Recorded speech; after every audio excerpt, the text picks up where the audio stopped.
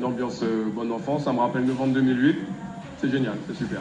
Alors, on l'a vu, hein, cette journée a été un petit peu compliquée, beaucoup de barrages spontanés. Est-ce que justement, vous n'avez pas peur, vous, le collectif 500 Frères, d'être un peu dépassé par tous ces barrages collectifs, ces barrages sauvages qui se mettent en place? Avant de parler de nous, les 500 Frères, qui allons être dépassés par ces événements, j'ai plus envie de poser cette question-là aux autorités, la police, gendarmerie.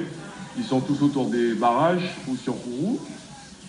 C'est peut-être dans les rues qui devraient être ce soir, au-delà de nous. Hein. Et vous étiez quand même présent pendant la journée. Ah, justement, on a changé un petit peu notre programme aujourd'hui, puisqu'on a vu sur les différents médias qu'il y avait des barrages spontanés qui se sont hérissés un peu partout.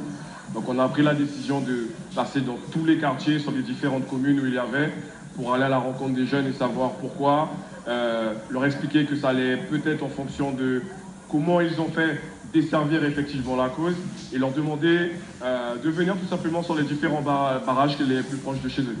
Alors justement, comment ils ont réagi ces jeunes? Ils l'ont bien pris. Partout où on passe, on est bien accueillis. D'eux-mêmes, ils ouvrent les barrages. Maintenant, on descend à chaque fois pour comprendre le pourquoi. Et partout où nous sommes passés, les mêmes revendications, mine de rien, sont remontées. Certains profitent effectivement de l'occasion pour pouvoir montrer ce qui se passe dans leur quartier. Je prends l'exemple de Zéphyr, on a discuté avec les jeunes là-bas, ils nous ont dit, bon ben voilà, ils ont mis en place une déviation pour que les gens passent dans la cité, ils pouvaient ressortir une ou deux entrées plus loin, et qu'ils puissent constater effectivement qu'il n'y a plus rien, ils n'ont plus de terrain de foot, celui qui est au fond, il n'y a pas de lumière, par rapport aussi à l'école qui est en construction depuis des années, ils n'ont plus de maison de quartier, on a eu cette même remontée au niveau de la pépite, donc les jeunes aussi ils en profitent.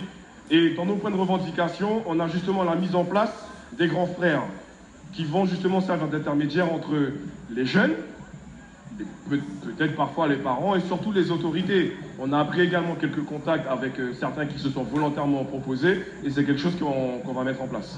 Merci Ezekiel Honoris Saint-Oris d'avoir répondu à nos questions. Merci encore.